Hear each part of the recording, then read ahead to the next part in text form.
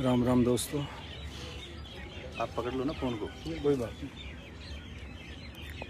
आप पकड़ लो।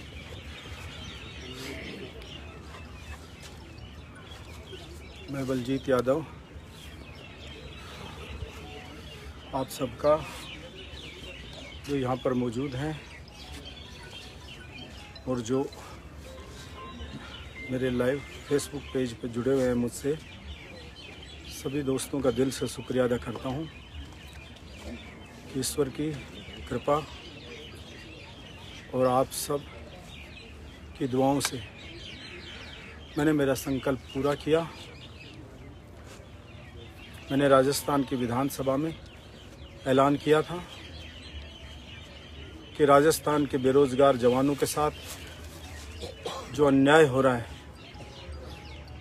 उसके बारे में बार बार विधानसभा में बोलने के बाद भी सरकार सुनवाई नहीं कर रही है। मैंने वहाँ पे कहा था कि कल काले कपड़े पहन के राजस्थान विधानसभा के सामने या सेंटर पार्क में सूर्य उदय से सूर्यास्त होने तक मैं मेरे युवा साथियों के पक्ष में और उनके साथ हो रहे अन्याय के खिलाफ विरोध प्रदर्शन करूंगा।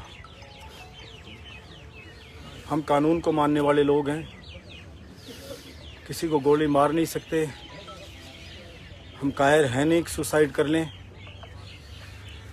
लेकिन मैंने तमाम वो कोशिश की राजस्थान की विधानसभा में, हर सेशन में मैंने ये मांग को उठाया कि राजस्थान के बेरोजगारों के साथ बहुत बड़ा अन्याय लंबे समय से होता आ रहा है।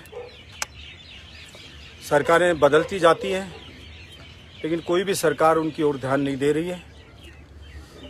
पूरे हिंदुस्तान में 23 राज्य ऐसे हैं जहां राजस्थान के युवाओं की सिलेक्शन रेट 0 है, यानी एक भी जवान को 23 राज्यों में रोजगार नहीं पा रहा है। तरह तरह से उनको रोका जा रहा है।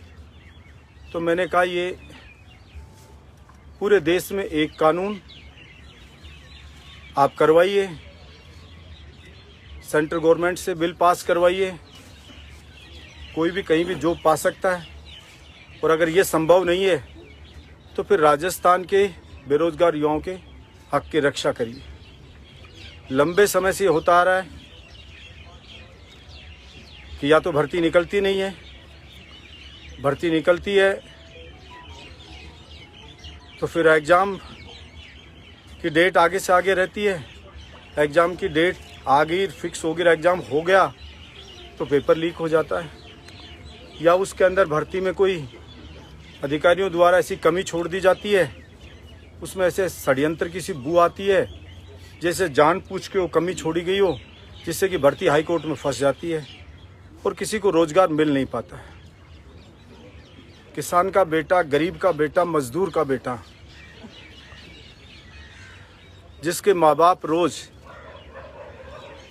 तिल तिल के मरते हैं और इस आस में रहते हैं कि मेरा बेटा पैरों पे खड़ा हो जाएगा तो शायद मेरी ये तकलीफ़ है ये दूर हो जाएगी।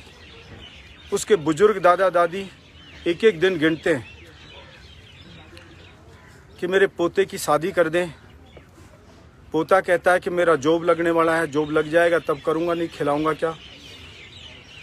और वो बुजुर्ग ज़िंदगी से संघर्ष कर रहा होता है और मौत किसी की सगी नहीं होती। और किसी का दादा चला गया तो उसे जीवन भर अफसोस रहता है कि मेरे दादा का सपना पूरा नहीं कर पाया। इसलिए मैंने सरकार से कहा उस गरीब की सिसकी को महसूस करो,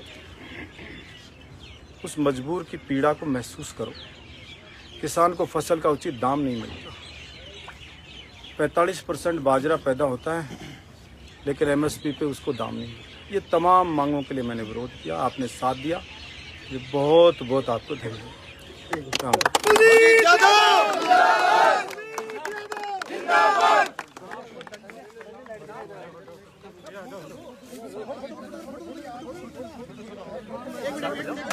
मिनट संजय जब आप थोड़ा पीछे हट जाओगे कना हट जाओ, थोड़ा थोड़ा दूर हट जाओ।